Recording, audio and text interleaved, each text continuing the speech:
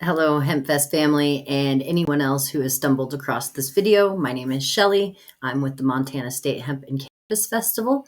I just wanted to give a shout out to any of you who have attended our events and have helped us to raise money for the Montana Patient Fund, which to date has donated almost 1,000 grams of RSO to people in need. Life-saving medicine. So if you haven't been involved in any of our events, just know that the 420 Block Party in Missoula is coming up, and that's going to be a huge party in Karis Park. Also, Cup Fest in June, and of course, the Montana State Hemp and Cannabis Festival happening every weekend after Labor Day in September. Make sure to join us and be a part of those events. I wanted to give a shout out to our friends at Fidelity Diagnostics for providing us with the amazing therapeutic uses of cannabinoids and terpenes chart. I'll be posting a link to this chart in the comments, and that will really help to bring everything that I'm going to talk about together so you guys can utilize it at home. Sorry, I have hair in my face. Okay, it's gone. Just like all my videos, no editing. I don't know. We're going with the flow here, so bear with me. If you're new to my videos, you'll notice that I am alone. But if you're an old part of this, you'll see that I'm missing my sidekick. He will be joining us later in the live Facebook video where we'll be giving away a bunch of really cool stuff. I have some great coffee mugs and things like that. So if you're joining us on December 6th, please join the Facebook page live after this for all of that fun. Let's talk a little bit about cannabis, shall we? Yes, we shall. I want to answer the question about what strain should I choose? What strain is right for me? I get that question a lot. I also have people who sometimes say things like, I got this one great strain this one time and then I could never find anything similar and I wish I could find it again. How do you trace that back? So I want to cover some of those answers in this short video. You guys with me? I hope so. Let's begin with these. So when you're browsing cannabis strains at a shop, you may notice that the strains are commonly broken up into two distinct groups, indica and sativa, and then crossbreeds of those two are usually categorized as hybrids. What you'll also probably notice is that they're often characterized by the effect of these things. And they claim that indicas have these specific qualities, sativas these specific qualities, and then hybrids a combination of the two. You notice that I said they claim. I actually do not necessarily believe this is a prescriptive way to suggest effects of cannabis. I don't. If you're one of those people who say, I only do indicas, I will say there's probably a repetitive terpene or cannabinoid in indica that you like. That's why every now and then you get an indica that you don't like. So let's go a little further into this, but I'm going to take a drink of water. All right. So one thing, that I have to say is that the belief that indicas and sativas deliver distinct effects it's so deeply rooted right now in mainstream cannabis that I have a hard time talking people out of it. People are sometimes not receptive to the idea that this is not the best way to roll when it comes to predicting the effects of the cannabis that you're buying. So if you're a consumer, I encourage you to open your mind to what I'm about to say. If you're a bud tender, I would encourage you to talk to people about this, especially people who are receptive to learning, because overall, if you do, it will help you to better match customers with strains, or if you're just a consumer, it'll match you better with the strains that you're looking for. I promise.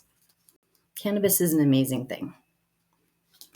So just for learning's sake, let's try to get away from indica and sativa and hybrid completely. And let's talk about the strains or the symptoms that maybe you're trying to get to. Let's talk about the symptoms first. For training purposes, let's say that I have stress and anxiety and I am having a hard time sleeping. What strain should I try? What should I do?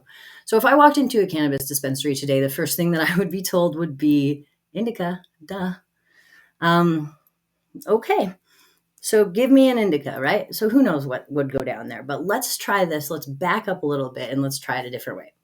And let's start with two words that I'd love you guys to put into your vocabulary, and they are cannabinoids and terpenes. Okay, cannabinoids and terpenes. Terpenes, easy word. Cannabinoids, this is sort of a Caribbean style thing, right? Some people say cannabinoids. That's what I say. No judgment, however you say it. Some people say cannabinoids. Cannabinoids. It really depends on where you put the space. I think they're both right. So, again, no judgment on how we pronounce these words, especially no judgment on how we pronounce certain terpenes, because we're going to get into that next. Let's jump right in. All right, here are 4 really common terpenes. I pulled a list of 8, I believe, really common terpenes. So let's go through these. The first one, linalool, insomnia, antidepressant, pain relief, and anti-anxiety. That sounds nice. That sounds good. Based on what I am trying to treat, that's along the right lines. Osamine, terpine. Okay, I'm not going to keep trying to read them. Let's just go down the list visually. The last one, terpinolene, that's really hitting the nail on the head for what I've described. Anti-anxiety, insomnia, stress relief. I think that one is the most fitting so far. Here's a few more. Myrcene also has insomnia on the list. Caryophyllene has insomnia on the list. But based on what I said in the beginning, I believe that terpinolene would be maybe the most suitable one for me, let's say. Now, let's go over here. I pulled this chart. There's a lot of really great charts for cannabinoids. That was a terpene chart. This is a cannabinoid chart. So this is a cannabinoid chart I pulled from, I'm going to mess this up, but it's marquaha.com. They have a lot of really great resources. I encourage you to check them out. Check out leafly.com. None of these people have paid me to say this. I just went around checking out what has the most accurate and easy to read terpene and cannabinoid charts. And this is what I found.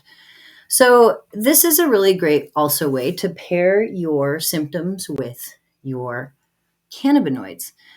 Based on everything I'm looking at here, I feel like 1, 2, and 6 are great, which are THC and some CBD down here would be good based on what we've talked about. CBG aids in sleep. And so those are really great things to keep in my pocket as I go shopping for a strain that's going to suit my needs. Okay. So now I'm not going into the store saying, do you have indica? I'm going to say, do you have anything that's high in terpinolene? And then the person behind the counter is going to look at you like you have 3 heads, not 2. You're going to have 3 because they don't know what you're talking about. And that's okay. That can happen. Don't be mean to them. Just because you have this little nugget of information, don't be mean to them. Say, do you have access to test results? Or do you have a QR code on the jar that I could scan and look at the test results? By law in Montana, where we're at, and most every other state that has recreational and medical cannabis, requires testing. It's by law testing. Anything that goes on the shelf has to be tested. And they should have access to that. If they don't, I wouldn't shop there. That's me personally. No judgment if you decide to. Sometimes things look nice. So a test result is the key to this whole entire puzzle. So a test result, also known as a certificate of analysis, some people like to call them COAs, but let's pull up a test result right here. All right, one more drink of water while you guys look. All right, the first page of the COA or the test result shows the total potential psychoactive THC, the total raw THC, which it's important that if you're shopping and you are a THC shopper that you're looking at potential psychoactive. We'll get into that in a minute. CBD, if any, in this case, there was none to locate or not a locatable quantity. And then you'll see the basics. Did it pass foreign matter, moisture, and things like that. Then down below, you have your cannabinoids. Now, THC, Delta-9 and THCA are usually the top 2 cannabinoids in most all THC dominant strains. So this is pretty common to see those 2. Now, Speaking of cannabinoids and terpenes, if you're a person that likes to shop based on THC percentages, I would again caution you to maybe change the way that you think about it, because THCA percentages is the percentage of THCA delta 9 and specific THC cannabinoids, but it does not include other cannabinoids and it does not include terpenes. So some people that shop for high percentages, I believe, have high tolerance and want the most bang for their buck.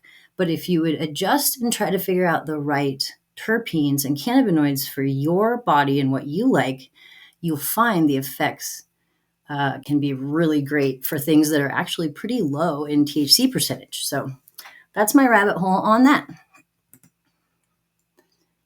This next page, so this is Inzane that we're looking at as a strain. The next page is the terpenes. In this case, conveniently, this is terpinolene or terpinolene, is this large green section here. Now that's what I said that I was searching for. This is probably not going to happen to you in the store, that you're just going to jump on the first test result and it has what you're looking for. But this case, for not making this a really long video, I just found one that happens to have terpinolene at the top. Caryophyllene next, osamine, and then myrcene. This is right up my alley. Here's the thing. This is Inzane, and Inzane is classified as, you guessed it, a sativa. So I probably would have never chosen that if I was simply going based on a hybrid indica or sativa classification guess, right? I probably would have avoided this strain completely based on old school methods of choosing. Third page is very important. Talks about residual solvents, especially if you're dealing with concentrates. That's important. Microbials and pesticides on the fourth page. And so it's important to me that my cannabis has no detectable in the pesticides section and the other sections as well. There are specific state limits that are allowable limits. And if you're okay with that type of thing, that's your choice. As long as they're under the state limit, they can be sold on the shelf. But you want to make sure that you're consuming things that are completely free of pesticides, or at least have trace amounts only. All right, so this is an example of me looking for a specific terpene and cannabinoid and finding it in a strain that doesn't meet the hybrid indica sativa classification. The other question I get a lot, and this is actually a real life situation that happened to me, is, hey, Shelly, the critical mass that I used to smoke was the most amazing strain. It helped me sleep. It did everything that I ever wanted, but now it's not available and I cannot find anything even close that matches that. What can I do?